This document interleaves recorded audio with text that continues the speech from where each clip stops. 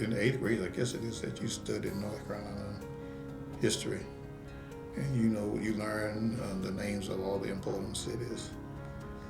But when we were in school, we never said we were going to Greensboro, because Greensboro was kind of the center for all cultural activities in the state for black people. So if you belonged to the honor society, then the annual meeting would be held at A&T. If you was a 4-H member, you would come to A&T for that. The doctors had the black physicians would have their annual convention at A&T because they were dormitory space, during the summer. And so if you're going to the band clinic, you went to A&T, you can go to Greensboro. If you're going to the All-Star football game, you came to A&T. So in my mind, A&T was a city, and when I got here, it was a city because we were isolated from the rest of the community. Even though A&T was in Greensboro, it wasn't of Greensboro. Yeah, so we were well prepared. They were well prepared to take care of the students.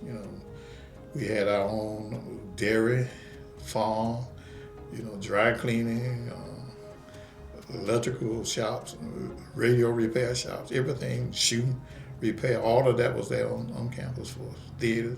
Yeah.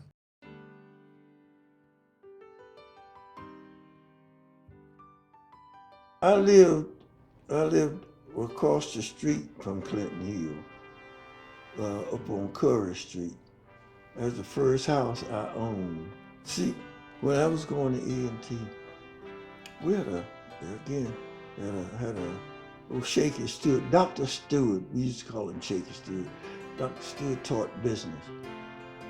And he used to tell us the disadvantage of renting. He said, at the end of 20 years, if you can find it, all you have is a stack of receipts. If you can find it. He said, and then you can still get put out. Why don't you buy? If you're not gonna stay there for 10 years, if you buy, you still got something to sell. And that stuck with me. I got tired of renting, so I bought me a house. Went and borrowed a down payment from my uncle, borrowed $400. That was my down payment. And the house payment was $65 a month, but it was mine.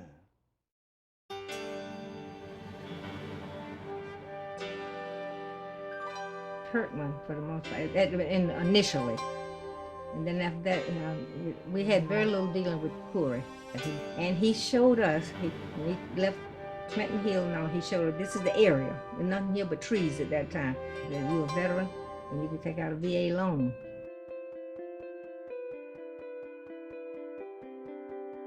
So I didn't know when Milton and I married and his dream was to go to dental school, I didn't know I was coming back south until after he finished his residency, because that was so racist.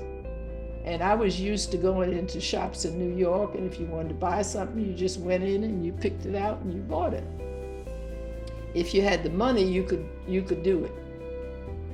And in Nashville, you would go in the shops and they'd tell you when you walked in the door, I don't have that.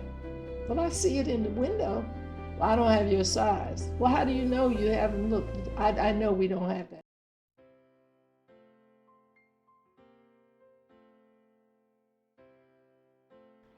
During World War II, for instance, the Combs family owned just thousands of undeveloped acres of land where East Bessemer Avenue traverses, runs through it.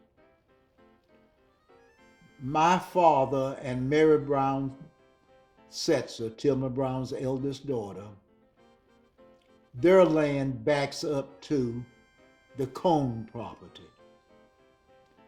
Our federal government, the military, decided they needed another camp. So they built what was called Basic Training Center, BTC number 10 in Greensboro. Just thousands and thousands of soldiers were brought to Greensboro, trained at BTC number 10. After it became BC number 10 and fulfilled its requirements, it became ORD, Overseas Replacement Depot. My father's property backed up to BTC number 10. There was a chain link fence with barbed wire on it surrounding the property that divided it. But our property backed up to it. My mother operated I'll call it a laundry, right there at home. She had ladies who came and worked with and for her. And they cleaned and I'll say put a high crease in the soldiers' trousers of many that they wanted that normal laundries didn't do. Soldiers could stick their feet, their legs through the fence and put it on the top of my shoe shine box, and I'd shine their shoes.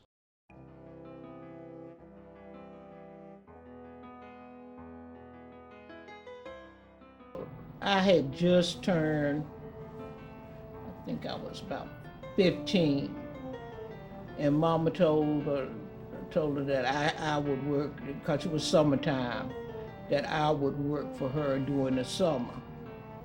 And the first time I went there, the first thing she told me was that bathroom was for me.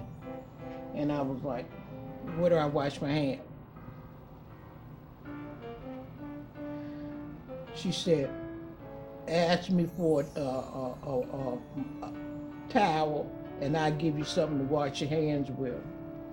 But when I got there, she had washed a couple of loads of clothes and had them ready for me to hang out.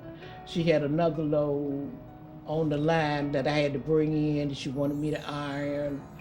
I did her oven, defrosted her refrigerator, and vacuumed the whole house and dust, and finished the day. I was ironing, and she was told me she was getting ready to go play tennis, and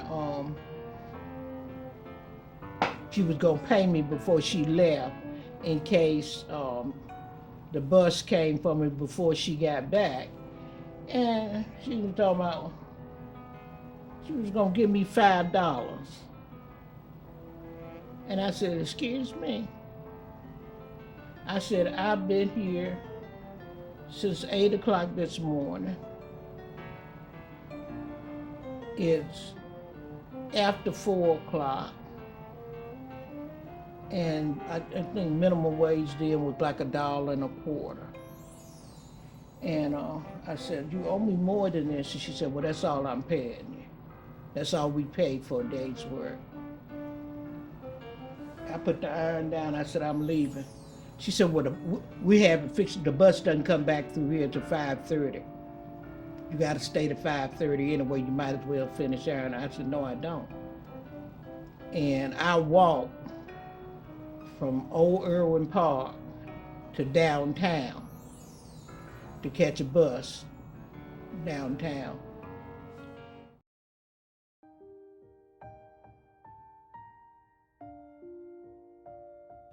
The worst experience I ever had was Kaiser. Now, I've learned since then that middle school is its own hell on earth. I couldn't tell. I thought it was them. You know, in other words, I didn't get to have the isn't puberty miserable experience because I was having the racist or terrible experience. It was that kind of insidious undoing that made it miserable. I never liked lunch until I finished graduate school. And then you could have lunch with people. Right now, my favorite meal to organize with people is lunch, because no one would sit with me at lunch. Every meal I ever made, and none of us had lunch together. Okay, the 3 black people never had lunch at the same time, so you could never sit together. So I was always alienated and alone. My stomach hurt for 3 years.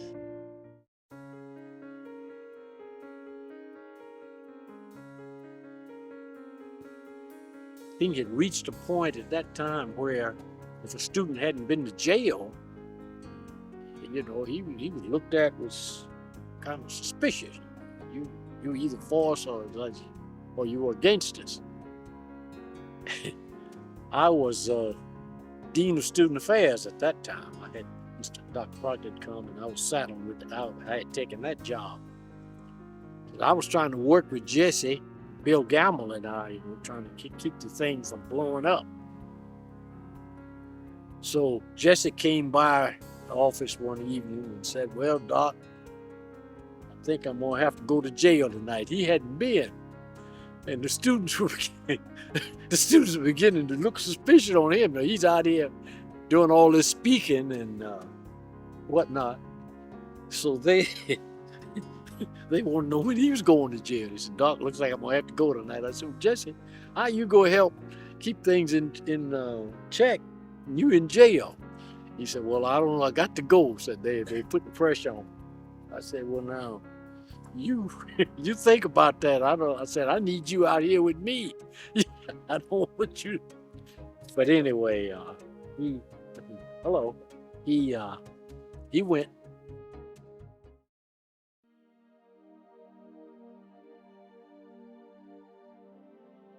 Shirley was in Greensboro. I was in Ellerby. So the date that we were going to get married, August 25th, 1956, I decided I decided, of course, I just didn't go that morning. But on the way to going, I decided to stop by to register to vote. In Richmond County, they only had voting dates, about 3 or 4 or something. And usually it was on Saturday. And so I said, I'll go by and register to vote, and then go over to Greensboro for our wedding. And I went in there, and the guy started asking me questions to name so many states of the Union, and that one I remember. And I don't remember more. I don't like to think about it, to tell you the truth. And I said, "Why are you asking me all these questions?" He said, "It's right in the book." And he pulled this book out from under his drawer thing or what it was, and showed it to me where it said, you know, where those questions were in there. And I said, "Well, all I know to be able to read or write and be a certain age." In other words, I gave him what I knew was all I needed to know to register to vote. He said, "If you're going to answer these questions in this book, I'm not going to register to vote." I'm standing at the altar looking at her coming down the aisle on her father's arm, okay? And I whispered to her that, you know, they wouldn't let me register to vote this month. And she said, Can we talk about it later?"